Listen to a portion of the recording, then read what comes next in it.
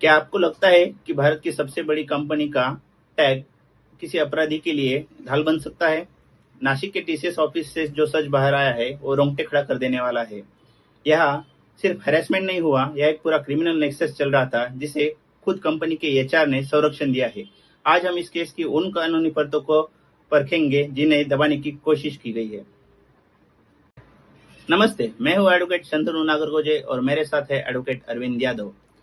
TCS Nashik case की आज हम बात करेंगे।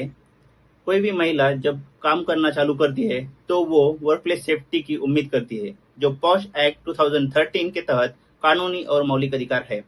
लेकिन नासिक के इस यूनिट में जो हुआ वो रोंगटा खड़े कर देने वाला है। यौन शोषण, जबरदस्त परिवर्तन का दबाव और आपराधिक साजिश, इस केस में सब कुछ है। तो आइए इस वीडियो में हम उन सभी बीएनएस की धाराओं का विश्लेषण करेंगे जो इन आरोपियों पर लगाई गई है। धन्यवाद करता हूँ। आज जो हम एक अहम केस जो नासिक टीसीएस केस नाम से मतलब सोशल मीडिया या बाकी न्यूज चैनल पे आप देख रहे हैं, इसको नासिक टीसीएस केस एक ऐसा केस अगर आप देखेंगे कि जो हर कोई समझना चाहता है, इसकी सच्चाई हर कोई जानना चाहता है। ये केस आप देखोगे कि जो नासिक पुलिस है अभी अशोक खरात केस में इन्वेस्टिगेशन कर ही रही थी, इसी बीच उनके सामने एक बेहद चौंकाने वाला और आप बोल सकते हो कि एक भयानक केस उनके सामने आया है, जिसने हर किसी को, खास तौर पे जो वर्किंग वुमेन है उन्हें सोचने पे मजबूर कर दिया है। खास तौर पे उन माता पिता को जो अपने बच्चों को एक आईटी कंपनी में, कॉर्पोरेट कंपनी में ये सोच के भेजते हैं कि जो हमारी जो बेटी है वो सेफ है। तो ये बहुत सारे प्रश्न हर किसी के मन में आए हैं। इस केस के बाद में हर किसी के मन में ये सवाल उठे हैं, तो इसके लिए हर कोई इस केस के बारे में जानना चाहता है। तो इस केस के जो हम इस वीडियो में डिस्कस करेंगे, इस वीडियो में जो हम इस केस को समझेंगे, तो जो अपने व्यूअर्स हैं उनको मैं एक चीज क्लियर कर दूं कि ये जो केस हम जो तथ्य आपके सामने, जो फैक्ट्स आपके सामने रख रहे हैं, ये फैक्ट्स उस चीज पे आधारित है जो विभिन्न मीडिया रिपोर्ट से या एफआईआर रिपोर्ट से जो हमारे सामने अब तक आई है। जो एफआईआर में लिखा रहता है वो सारा हर चीज जो फैक्ट्स है वो सही रहता है, ऐसा नहीं होता है। बहुत बार ऐसा भी होता है कि उससे ज्यादा भी एक भयानक तस्वीर हमारे सामने कल आए, ये पुलिस जब पूरी इन्वेस्टिगेशन कर लेगी। और ऐसा भी हो सकता है कि कुछ लोगों के ऊपर जो आरोप लगे हैं वो पूरी तरह से सही ना हो। तो खैर ये तो जांच का विषय है जो हमें आगे चल के पता चलेगा। तो आइए समझते हैं नासिक टीसीएस केस के बारे में। इस नौ केस को अगर हमें समझना है तो हम देखेंगे कि ये नासिक जो है उसमें टीसीएस मतलब टाटा कंसल्टेंसी सर्विस, एक आईटी कंपनी जिसका एक बीपीओ यूनिट नासिक में था। आप देखोगे कि इस केस में ये जो बीपीओ यूनिट है, ये अगर लीगली कानूनी तौर पे अगर आप देखोगे तो इसकी जो कहानी है वो तो 2026 फरवरी से स्टार्ट होती है। लेकिन आप अगर इसका बेस जो है, इस ये जो भी सब कुछ हुआ है इसका बेस समझना है हमें तो 2022 में जाना पड़ेगा। लेकिन 2023 में हुआ यूं कि नासिक टीसीएस केस में एक बड़े लेवल पे रिक्रूटमेंट होता है। उस रिक्रूटमेंट में आप देखोगे कि 18 से 25 साल की उम्र के बीच में काफी लोगों का की भर्ती होती है और बहुत लोगों का ये पहला कॉर्पोरेट जॉब था। और आप ये भी देखोगे कि इनकी जो सैलरी थी वो 25,000 के से कम ही थी। और बहुत सारे लोगों का, जैसे मैंने बताया कि ये पहला कॉर्पोरेट जॉब था, तो उन्हें कॉर्पोरेट कल्चर के बारे में पता नहीं था। और इसी बीच जो ये भर्ती होती है, इसी में एक महिला जिसकी एज रिपोर्ट के हिसाब से, जो पीड़ित महिला जो हम आगे चल के बात करेंगे, उसकी एज जो 23 साल है, उसकी भी इसी रिक्रूटमेंट में भर्ती होती है। और आप देखोगे कि जो सीनियर्स तब थे वहां, तब उस नासिक बीपीओ यूनिट में, जिनके नाम थे आसिफ शेख, तौसीफ अत्तार, दानिश शेख, रजा मेमन, शाहरुख कुरैशी, निदा खान। हालांकि इनको सबको सीनियर लेवल बताया जाता है, एक टीम लीडर बताया जाता है। लेकिन निदा खान को लेकर आप देखोगे तो फ्राइडे को यानी शुक्रवार को टाइम्स ऑफ इंडिया में एक रिपोर्ट पब्लिश होता है। उसमें जो टीसीएस की जो कंपनी है वो खुद, उनका आप देखोगे तो उन्होंने ऐसा कहा कि जो जिस वुमेन को हम रिपीटेडली एक एचआर की तरह प्रेजेंट कर रहे हैं, उसके पास कोई भी लीडरशिप रिस्पॉन्सिबिलिटी नहीं थी। ये आईटी फर्म ने खुद कंफर्म किया है। और आईटी फर्म का दूसरा भी ये कहना था कि वो एक प्रोसेस एसोसिएट करके एक जूनियर लेवल पे काम करती थी। और यहाँ पे उनके जो माता पिता है इस लड़की के, उसके माता पिता ने भी का भी यही कहना है कि वो एक टेलीकॉलर के पोस्ट पे काम करती थी, काफी जूनियर लेवल पे वो काम करती थी। और इवन उनके जो एडवोकेट है बाबा सैयद, जो निदा खान के लिए जिन्होंने जो रिप्रेजेंट कर रहे हैं, उनका भी यही कहना है कि वो काफी जूनियर लेवल पे प्रोसेस एसोसिएट करके काम करती थी। तो खैर ये तो सब अभी जांच का विषय है, जो हमें आगे चल के पता चलेगा। 2022 में जब आप देखोगे कि दानिश शेख नाम का जो व्यक्ति है, जो मुख्य आरोपी है, जिसका हमने शुरुआत में हमने जिसकी बात की, जो एक सीनियर लेवल पे काम करता था 2023 में जब ये रिक्रूटमेंट हुई, और जब ये पीड़ित महिला जो 23 साल की है जिसकी हम बात कर रहे हैं, तो आप देखोगे कि होता यूं है कि 2022 में ऐसा रिपोर्ट्स के हिसाब से बताया जाता है कि दानिश शेख नाम का ये व्यक्ति उस महिला को 2022 में मिलता है, दिवाली के मतलब जो एरिया है उसमें एक मार्केट में मिलता है। और मिलने के बाद में ये दोनों, ये भी बताया जाता है कि एजुकेशनल इंस्टीट्यूट से बैकग्राउंड रखते थे, दोनों एक ही एजुकेशनल इंस्टीट्यूट में पहले थे। तो इसकी वजह से जो इनकी बॉन्डिंग है उसको ज्यादा वक्त नहीं लगते हुए इनकी अच्छी मतलब एक दूसरे को पहचानते हैं, पहचानने के बाद में एक दूसरे के बारे में बात करते हैं। तो उसी बीच दानिश शेख नाम का जो व्यक्ति है वो यह बताता है इस महिला को कि वह एक टीसीएस मतलब टाटा कंसल्टेंसी सर्विसेज जो है उस पे एक हायर पोजीशन पे काम करता है।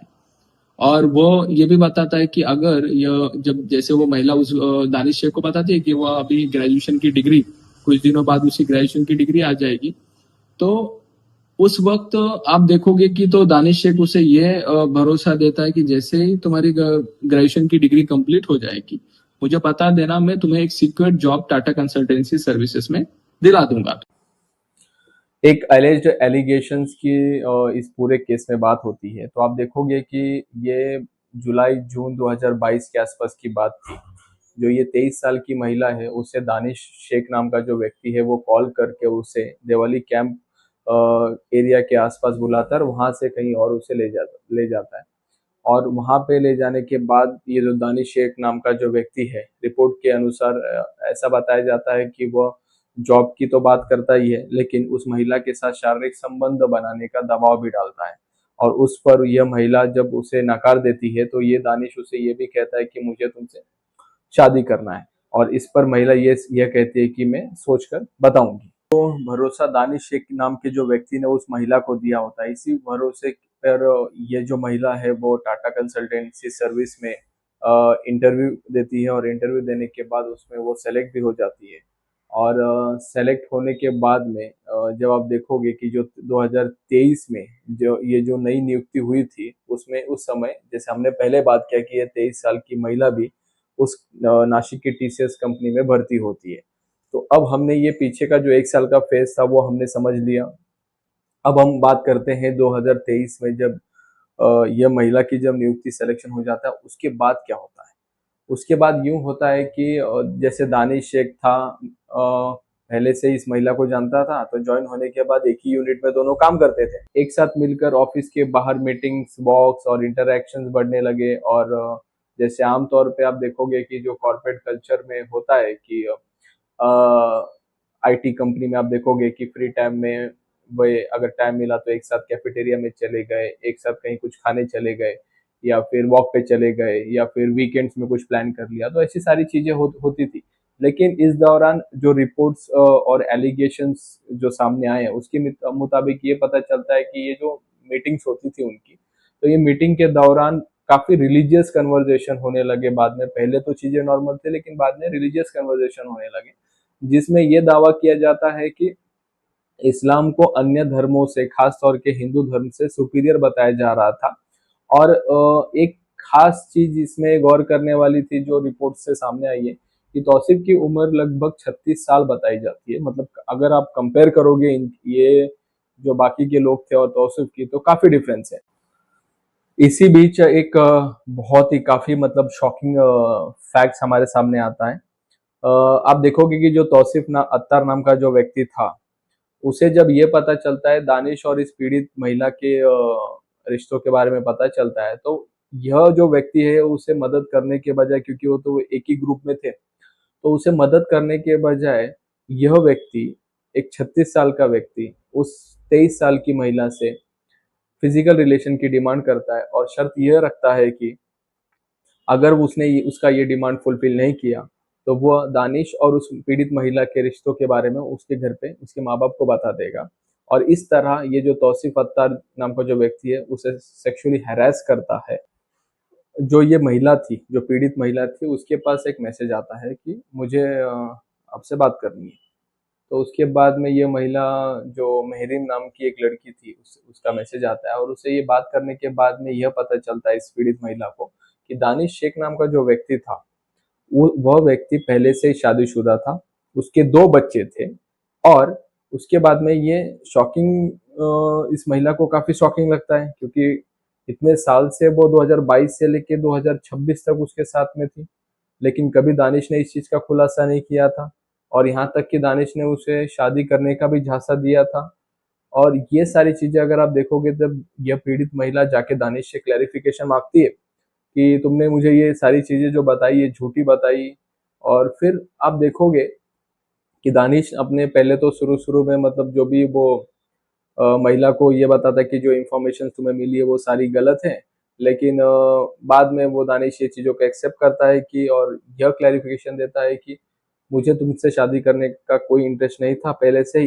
एक घटना और घटती है कि नासिक पुलिस स्टेशन में एक पॉलिटिकल वर्कर होता है, जो वे जाके वहां पे पुलिस को ये बताते हैं कि एक उनके संपर्क में एक लड़की है जो जिसका बिहेवियर पैटर्न काफी बदल गया है, जिसने रोजा रखना चालू कर दिया, इस्लामिक प्रैक्टिस की बहुत सारी चीजों को फॉलो करना कर दिया है, चालू कर दिया। तो इस इंफॉर्मेशन के बेसिस पे जब पुलिस जाके उस लड़की के माता पिता को मिलती है, तो उस लड़की की माता पिता भी इस चीज से को एग्री करते हैं और वो ये कहते हैं कि ये सारी चीजों की जो चेंजेस है, ये चेंजेस देखने के बाद उन्होंने उनकी बेटी को टीसीएस बीपीओ यूनिट में जाना बंद कर दिया। इसे आप देखोगे तो पुलिस अपने सीनियर्स के साथ डिस्कस करके एक अंडर कवर ऑपरेशन चालू करने का सोचती है, डायरेक्ट एक्शन ना लेते हुए।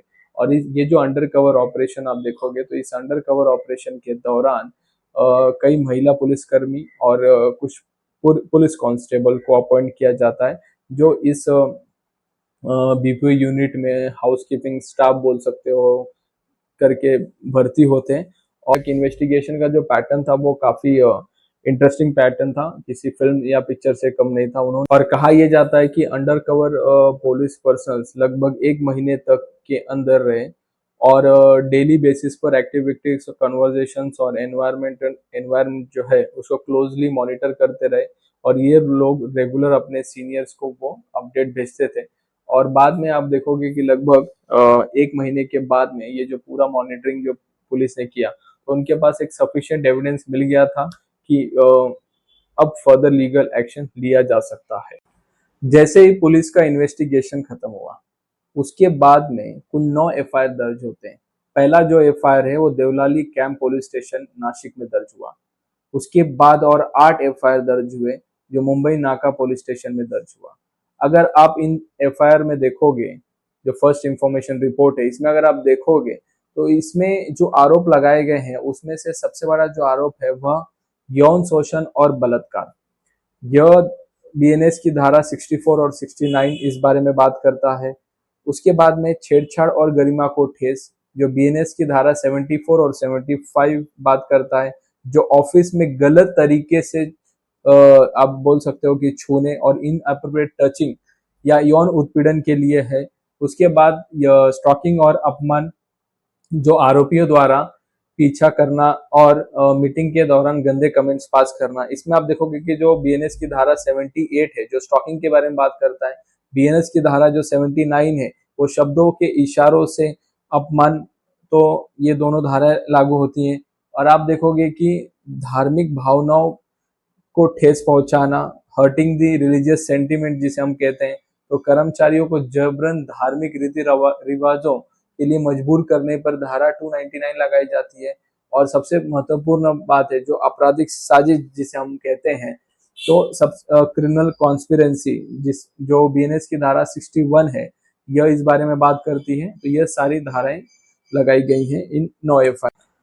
तो अगर मैं बताना चाहूँ कि पुलिस ने इस अभी तक किन किन लोगों को गिरफ्तार किया है, तो अब अगर आप देखोगे तो इसमें पुलिस ने गिरफ्तार किया है शाफी शेख को, आसिफ अंसारी, तौसीफ अत्तार, शाहरुख कुरैशी, रजा मेमन, दानिश शेख और अश्विनी चैनानी, जो ऑपरेशन और ह्यूमन रिसोर्स मैनेजर है। महाराष्ट्र के सीएम माननीय देवेंद्र फडणवीस जी ने कहा कि यह जो टीसीएस का जो मामला सामने आया है वो काफी गंभीर है और गतिविधियां एक मॉड्यूल के तहत चलाई जा रही थी, और उनका आगे यह कहना है कि अभी फिलहाल एसआईटी इसकी जांच कर रही है और अगर जरूरत पड़ी तो केंद्र एजेंसियों की भी मदद ली जाएगी। टीसीएस नासिक केस एक चेतावनी है उस मैनेजमेंट के लिए जो पॉश को सिर्फ एक फॉर्मेलिटी समझता है। सुरक्षित कार्यस्थल सिर्फ एक सुविधा नहीं बल्कि आपका संवैधानिक अधिकार है। इस वीडियो को अपने दोस्तों को शेयर करें ताकि हर कोई अपने अधिकारों के प्रति जागरूक रहे। कानून की ऐसी सटीक और निष्पक्ष जानकारी के लिए इस चैनल को सब्सक्राइब करें। सुरक्षित रहे, सतर्क रहे। जय हिंद।